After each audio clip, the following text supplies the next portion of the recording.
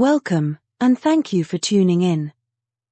If you enjoy this video, we invite those of you who haven't yet done so, to like, comment, share, subscribe, and click the notification icon, to be notified when the next one is uploaded. We appreciate all comments, whether positive or negative, because it is very important to ventilate both sides of any issue. All we ask is that you observe the YouTube community guidelines.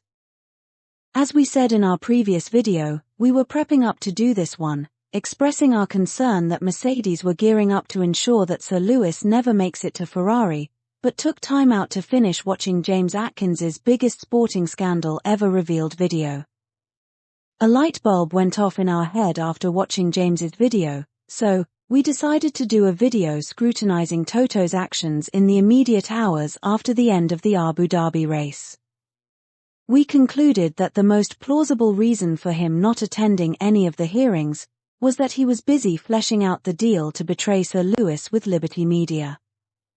When recounting what he did on that fateful evening, Toto has talked about venting to the FIA President and Secretary General in brief phone calls, but nothing about speaking to Sir Lewis or Liberty Media.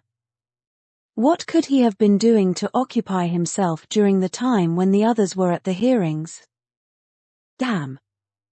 He'd have to be the only person in the paddock not to have suspected that Liberty Media were the ones behind Marcy's manipulation.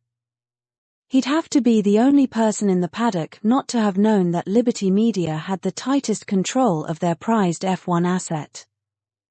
It is unbelievable that he did not speak to anyone at Liberty Media, and his attempt to hide that fact not only speaks volumes, but is incredibly insulting.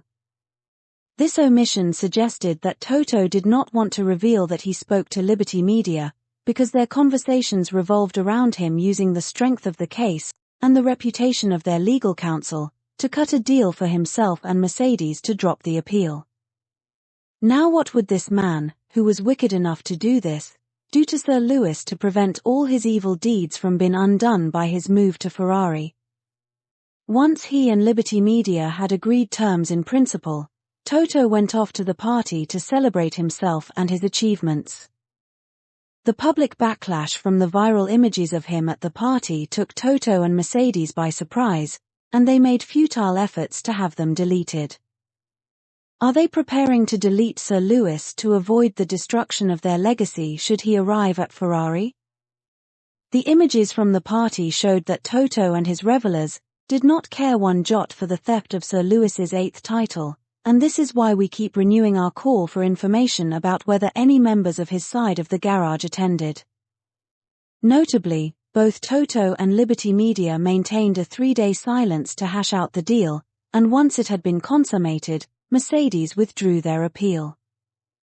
This withdrawal confirmed to millions like us that some deal had been done at the expense of Sir Lewis's 8th title.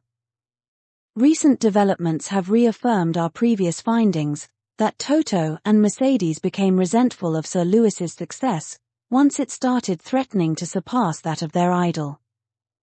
We are therefore deeply concerned about how far Toto is willing to go to deny Sir Lewis a likely 8th title at Ferrari.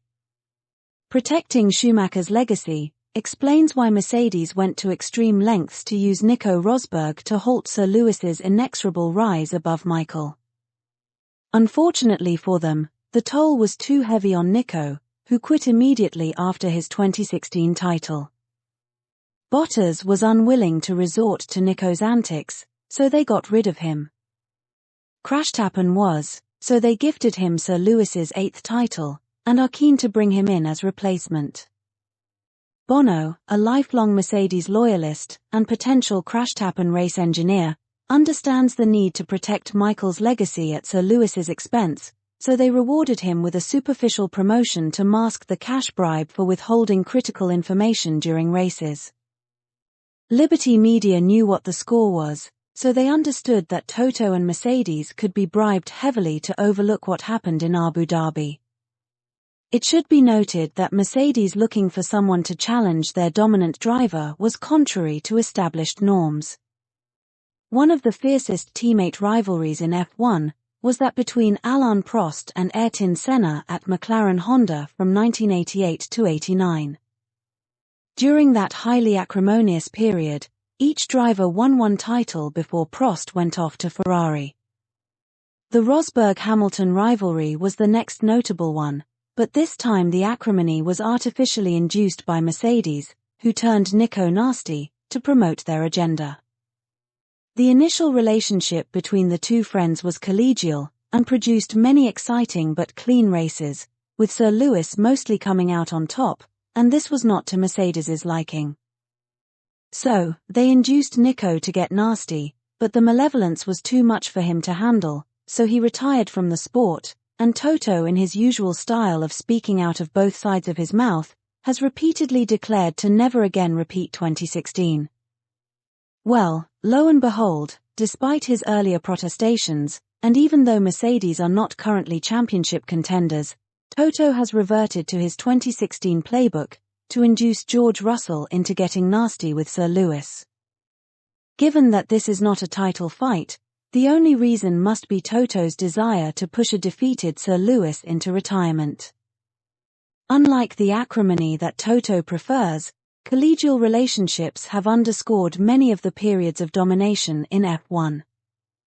The period of Michael Schumacher's dominance at Ferrari was founded on the collegial relationship with his teammate Rubens Barrichello. Ferrari ordering Rubens to yield position to Michael in 2002 prompted F1's revision of the team orders rules, but Michael continued to be the lead driver. Verstappen's contrived dominance is underscored by his subordinate teammate whose contract has been renewed, unlike that of Bottas at Mercedes.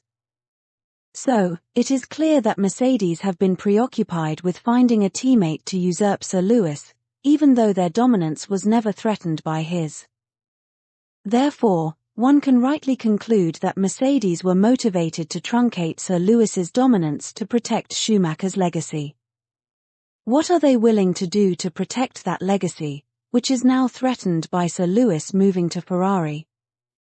The Mercedes mindset would have been known to Liberty Media with extensive business interests in the UK and Germany, and informed their expectation that Toto would be open to what happened in Abu Dhabi. This mindset also explains what has happened since 2021, and why Mercedes were looking to usher Sir Lewis out, and deny him an ambassadorial role. Nobody cried more than Toto about how a disillusioned Sir Lewis might not return to the sport after Abu Dhabi. Or, how he would understand if he was disposed to going elsewhere because he was frustrated with the tractor that Mercedes gave him when he returned. Toto wanted Sir Lewis out all right, he just didn't anticipate a Ferrari resurgence. In an astonishing display of consciousness of guilt, the only time that Toto, who has always been reluctant to do so, recognized Sir Lewis as the greatest of all time, was in his bogus statement explaining why they withdrew their Abu Dhabi appeal.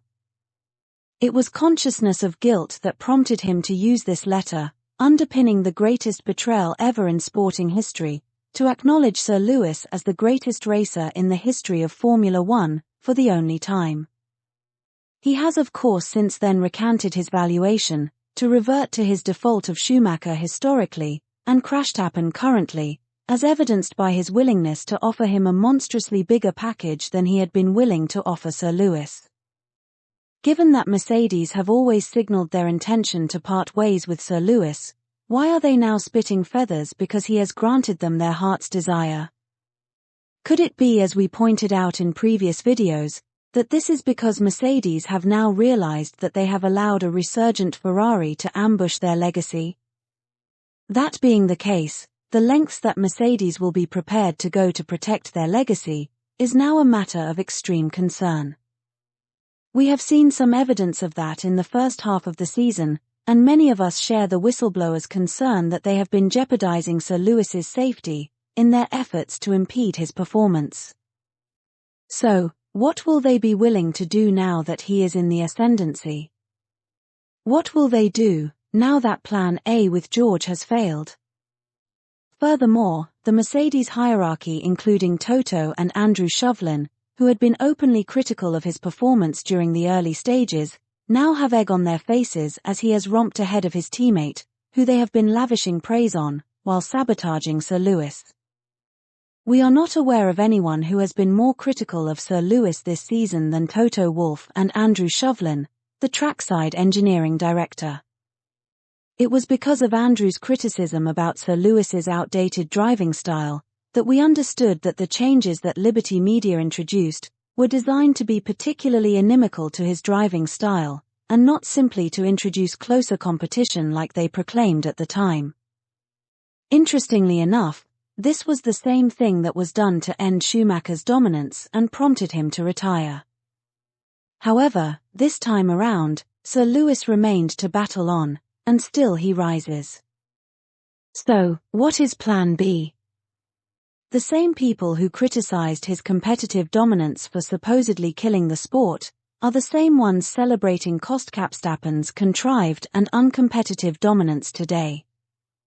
As far as Mercedes are concerned, Sir Lewis is now in the unenviable position where his greatest detractors are in the highest echelons of his team. We are not even going to waste any more time on Toto, and as far as his anti-Lewis antics are concerned, the less said the better. We would rather focus on the matter of his race engineer. It is because of the withholding of critical information during the races in Canada and Belgium that we are now aware that Bono is a Toto gopher. For his treachery, Bono has been rewarded with a fake promotion to head of race engineering while still remaining Lewis Hamilton's race engineer. That is a textbook example of how to disguise a bribe payment and keep your man close to your target. We are not aware that he is taking over from someone else, so the role appears to have been freshly created. He will also continue to act as a race engineer for someone else next season, so how does that work? The race engineer for one driver, doubling as the head of race engineering. Does that automatically make the driver that he is representing the lead driver? How does that fit into the ethos of equality amongst drivers? Red Bull adopt a similar format with Verstappen's race engineer doubling as head of race engineering, so we guess that answers that question. How does George view this development, seeing that he already has a race engineer, and Toto promised he would be lead driver on Sir Lewis's departure? Ron Meadows, the sporting director, must by virtue of his position be considered part of the anti-Lewis brigade. It is interesting that this mechanic turned sporting director, with some 27 years experience in F1, did not know that what happened in Abu Dhabi 3 years ago was not down to human error, or that the one-stop strategy in Belgium last month would leave George's car underweight at the end. For crying out loud, these guys are still claiming that they are trying to understand what went wrong in Belgium. Has anyone been held to account for the problems with Sir Lewis's tyre temperature and blankets, failure to communicate George's tyre strategy on 2 occasions, mysterious loss of power between free practice and qualifying, and so on, and so forth? Well, it is what it is. Mercedes have 4 key personnel, who are openly and demonstrably anti-Lewis. For some reason they appear to be unconcerned that they are defecating on the longest and most successful partnership ever in the history of the sport. We are therefore renewing our request for information about Sir Lewis's mechanics, because putting them in the public spotlight gives him a layer of protection. We have posted this picture in case anyone can identify any of the mechanics. The threat to Sir Lewis's life from the antics of Toto and his cronies was spelt out clearly by the whistleblower, who is most likely someone in the garage or their associate. Their email warning was spot on, with the exception of Bono, whose disloyalty could not have been confirmed until Belgium. It will be harder to sabotage Sir Lewis's car if the mechanics are on high alert, so if they know they are on the public radar they will be more inclined to keep a closer eye on things in the garage. This means that Toto and his agents will be restricted to team strategies, and we saw how that worked out in Belgium. Under these circumstances, the radio communications during the remaining 10 races will be very revealing, as Bono struggles to find the words to deny information to Sir Lewis. Guess he is about to find out how hard it is going to be to earn his dirty money. Nathan Divey, who was Sir Lewis's #1 mechanic, left last year for Ferrari, so we wish them a happy reunion next year, but we are concerned that Toto and Mercedes are gearing up to prevent this at all costs. Many of our regular subscribers will know that we monitor the Mercedes homepage. So, as we have shown in several videos, they routinely downplay Sir Lewis while blowing up George Russell.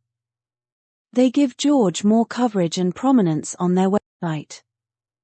So, why have they suddenly revised their practice during the summer break? Especially given the Belgian waffle that they served up before and during the break. Why do they now feature Sir Lewis in his car, more prominently than George? Could it be that they are preparing the backdrop for claiming that they truly loved him, and could not have knowingly caused his pre-scheduled accident?